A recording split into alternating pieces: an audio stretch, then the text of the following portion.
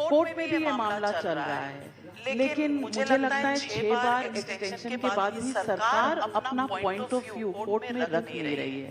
देखिए, मैं supreme court में जो केस चल रहा है इसमें देश के गृह मंत्री ने कुछ टिप्पणी करना नहीं चाहता और मुझे विश्वास है कि सुप्रीम कोर्ट न्याय करेगा। सभी पक्ष अपना अपना पक्ष जरूर रखेंगे और उचित समय पर इसको सुप्रीम कोर्ट का जो आदेश है वो आ जाएगा। इतना तय है कि जो सुप्रीम कोर्ट का ऑर्डर आएगा इसका हम पालन करेंगे। लेकिन सरकार अपना पक्ष ही नहीं रख रही, आपने माइंड मेकअप नहीं किया। रखे ना, चर्चा होती है, डेमोक्रेसी है, फैमिली नहीं चलाती है, हमें विस्तृत चर्चा करनी पड़ती है। चर्चा बहुत ज्यादा लंबी नहीं हो गई जी, मामला भी गंभीर है।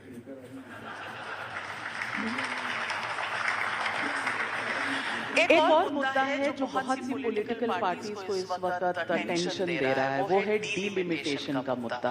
साउथ डीएमके ने उठाया है, तमाम साउथ के राज्य कह रहे हैं कि उन्होंने पॉपुलेशन पर कंट्रोल किया तो इसकी उनको सजा मिलेगी, क्योंकि जब डीलिमिटेशन की एक्सरसाइज होगी और आप 543 सीट से पार्लियामेंट लोकसभा को 750 सीट करेंगे तो उनका हक मारा जाएगा। देखिए नाविका जी, 2026 में तमिलनाडु में चुनाव है। अब मुझे बताइए कि अगले 5 साल इन्होंने मुद्दा क्यों नहीं उठाया और अभी क्या हुआ है तो उठाएंगे। सिर्फ चुनाव है इसलिए उठाते। आज 2026 में डिलिमिटेशन का मामला उठाने का तर्क क्या है?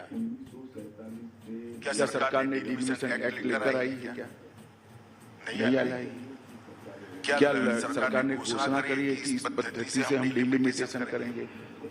नहीं करी है।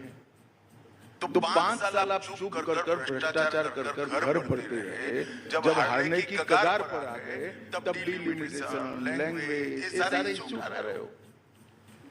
तमिलनाडु की जनता समझती नहीं है।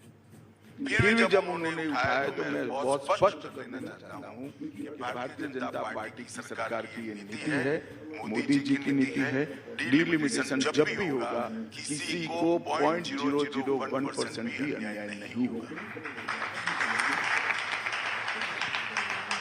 कास्ट सेंसस पर राहुल गांधी रोज डिमांड करते हैं, आपका इस पे क्या डिसीजन है? देखिए, राहुल गांधी जी का तो ऐसा है कि किसी ने कुछ लिख कर दे दिया इससे चुनाव जीत जाएंगे तो वो बोलते रहते हैं।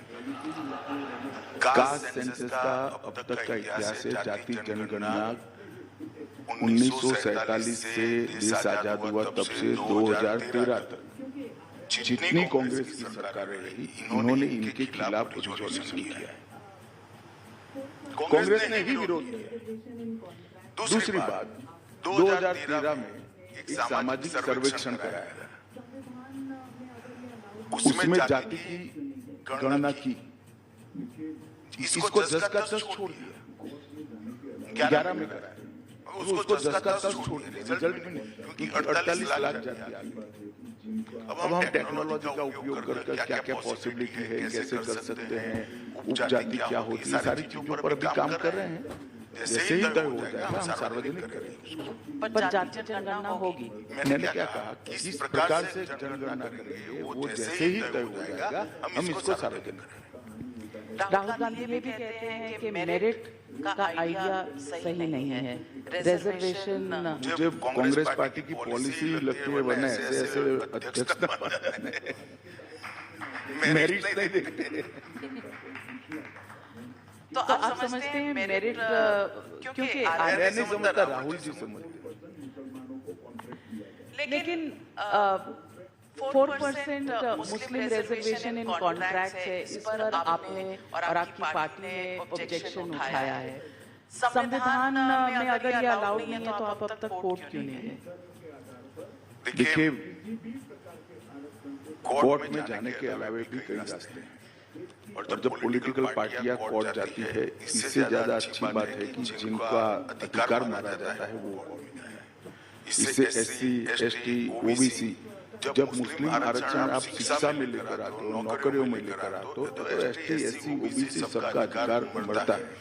और जब 4% आरक्षण कॉन्ट्रैक्ट में लेकर आता हूँ तो पूरे राज्य का अधिकार का हानि होता है, क्योंकि फिर बड़े रेट से भी जो टेंडर डालेगा उसको ठेका देना पड़ेगा, कॉन्ट्रैक्ट देना पड़ेगा, क्योंकि वो भरने वाला मुसलमान है। मैं तो आज के कार्यक्रम के माध्यम से पूरे देश की जनता को पूछना चाहता हूं कि कांग्रेस पार्टी की पॉलिसी है कि कॉन्ट्रैक्टरों में 4% मुसलमानों को कॉन्ट्रैक्ट दिया जाए। कॉन्ट्रैक्ट क्वालिटी और कीमत के आधार पर देना चाहिए या धर्म के आधार पर देना चाहिए, ये देश की जनता को तय करना है। और हमारा संविधान किसी भी धर्म के आधार पर किसी भी प्रकार के आरक्षण को सहमति नहीं देता। जब भी देश की अदालतों में आएगा अपने आप स्ट्रक डाउन हो जाएगा, उनको भी मालूम है स्ट्रक डाउन हो जाएगा, मगर एक लॉलीपॉप पकड़ाने के लिए है। लॉलीपॉप का जमाना है, तो मैं ये पूछूंगी कि एक पिटीशन डाली गई है और पिटीशन में राहुल गांधी की सिटीजनशिप चैलेंज हुई है। अब सिटीजनशिप का लेखा जोखा तो होम मिनिस्ट्री में ही होगा, मगर पिटीशन यहाँ नहीं है ना, कोर्ट में है। नहीं तो वहाँ बता देंगे ना, आप क्यों चिंता कर रही हो? नहीं तो आपने तहकीकात तो की होगी। देखिए, मैं इस तरह से नहीं बता सकता किसी भी नागरिक की सिटीजनशिप के साथ लिए एक बड़ा गंभीर मामला होता है, सबके सम्मान के साथ जुड़ा हुआ मामला है, क्योंकि वो विपक्ष में है। मैं इस तरह की ओछी राजनीति नहीं करता। कोर्ट जब हमें नोटिस निकालेगा उसी स्तर पर इसका एफिडेविट दायर कर देगा। बुलडोजर जस्टिस पर आपका क्या विचार है? मेरे विचार का कोई मतलब नहीं है। मेरे पास ना बुलडोजर है ना कुछ है। मैं तो गृह मंत्रालय देखता हूँ, देश की सीमाओं की सुरक्षा करता हूँ। जिनका काम है वो देखेगा। बीजेपी 2023 से नया अध्यक्ष डिक्लेयर करने वाली थी, अब तो 2025 आ गया। 2023 ऐसा किसी ने लिखा है। आप लोग आकलन लगा देते हो, आकलन झूठा साबित होता है जनता में। तो आपने कहा था, आपने नहीं किया, मगर हमने कभी नहीं कहा 2023, कभी नहीं किया, कभी नहीं कहा। वो हो जाएगा। सबसे रेगुलर चुनाव कराने वाली पार्टियों में से एक भारतीय जनता पार्टी है। हमारे जिला स्तर के चुनाव राष्ट्रीय अध्यक्ष का तो एक इकाई है। हमारे यहाँ बूथों के लाखों बूथों के चुनाव हो गए। तहसील मतलब तहसील भारतीय जनता पार्टी, मंडल के चुनाव हो गए, जिलों के हो गए, स्टेट के भी कमोबेश सब ये 4-5 दिन में जाएंगे, सब हो जाएगा। तो हमारे चुनाव समाप्त में अध्यक्ष का भी हो जाएगा। 100 साल राष्ट्रीय स्वयंसेवक संघ के हो रहे हैं। आप क्या समझते हैं, क्या कंट्रीब्यूशन रहा? क्योंकि पॉलिटिक्स में बहुत सवाल जवाब इस मुद्दे पर उठते हैं, पार्लियामेंट में भी, पार्लियामेंट के बाहर में भी। आप राष्ट्रीय स्वयंसेवक संघ को कैसे देखते हैं? देखिए, राष्ट्रीय स्वयंसेवक संघ के कंट्रीब्यूशन को नापने का न कोई सिस्टम बना है, न स्केल के योगदान को नापने की कोई पद्धति है। एक नागरिक को अच्छा नागरिक बनाना, राष्ट्रभक्त बनाना, इससे बड़ा कंट्रीब्यूशन देश के विकास के लिए हो ही नहीं सकता। और 100 साल करोड़ों लोग ऐसे तैयार किए जो जहां गए, सरकार की नौकरी में गए, चार्टर्ड अकाउंटेंट बने, इंजीनियर बने, डॉक्टर बने, राजनीति में गए, मजदूर क्षेत्र में गए, धार्मिक क्षेत्र में गए, जहां गए एक देशभक्त नागरिक के रूप में उन्होंने काम किया है। और संघ का ये जो ट्रैक रिकॉर्ड है, इसके नाप की कोई फुटपट्टी ही नहीं। मैं तो खुद स्वयंसेवक बना हूँ, मुझे मालूम है सोच को किस तरह से स्ट्रक्चर, मेरी सोच किस तरह से स्ट्रक्चर हुई, किस तरह से एक दिशा में गई। बहुत सारे आयामों को एक साथ रखकर, देशभक्ति को मध्य में रखकर, केंद्र में रखकर कैसे सोचा जा सकता है, मैंने देखा है। अब ये इस प्रकार के सवाल से कुछ पंक्तियों में मैं इसका वर्णन नहीं कर सकता।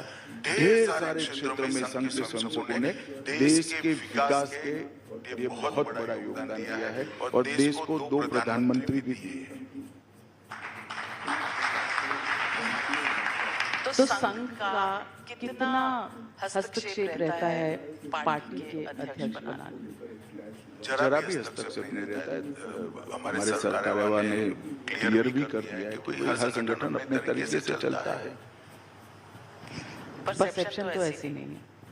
परसेप्शन से मीडिया चल सकता है, परसेप्शन से संस्थाएं नहीं चलती। किसी संस्थाओं को लंबा समय चलना पड़ता है। सबसे बड़ा सवाल एक जो बार बार पॉलिटिकली उठकर आता है वो है मणिपुर का सवाल। नॉर्थ ईस्ट बहुत तरीकों से आगे बढ़ा है, इसमें कोई दो राय नहीं है, लेकिन मणिपुर में सिचुएशन जो अब प्रेसिडेंट रूल लगा है, क्या ये पहले लगना चाहिए था? क्या वहाँ की वायलेंस में पहले कंट्रोल किया जा सकता था? ये सवाल जरूर उठते रहते हैं। इन पर आपकी राय? देखिए नाविका जी, दूर से देखकर सवाल उठाना और सलाह देना दोनों बड़ा सरल होता है। एक कॉम्प्लेक्स सिचुएशन थी, एक प्रकार से वंशीय हिंसा थी, जातीय हिंसा थी, कोई राइट्स नहीं थे। दो समुदायों के बीच में अपने इंटरेस्ट को लेकर एक क्लैश हुआ और ये मणिपुर में पहली बार नहीं हुआ, कई बार हुआ है। जब भी हुआ 3 साल 4 साल चला है और हजारों लोग मारे गए। अब मणिपुर में कम बेश 7 माह से शांति है, सारे बाजार खुल गए हैं, दुकानें चालू हो गई हैं। जो महंगाई थी वो भी अब जमीन को देश के बाकी हिस्सों की तरह हो गई है। रेलवे भी मणिपुर पहुंच गई है और दोनों समुदायों के बीच में भारत सरकार का गृह मंत्रालय एक बैठक कर चुका है और बैठकें भी नजदीक के समय में ही चिन्हित की गई है। मुझे लगता है कि धीरे धीरे गाड़ी पटरी पर चल जाएगी। इसमें बहुत चिंता करने की अब देश को जरूरत नहीं। आपको लगता है कि जो चीफ मिनिस्टर को हटाना, प्रेसिडेंट रूल लगाना शायद थोड़ा पहले होना चाहिए? देखिए, इसमें सबकी अलग अलग राय हो सकती है, मगर मैं मानता हूँ प्रेसिडेंट रूल लगाकर भी जब तक प्रेसिडेंट रूल को दोनों कम्युनिटी एक्सेप्ट नहीं करती, प्रेसिडेंट रूल भी सफल नहीं होता है। इस स्टेज आते ही हमने एक क्षण की देरी नहीं है, प्रेसिडेंट रूल लगाया है और अब दोनों समुदायों के बीच में बातचीत भी आगे बढ़ रही है।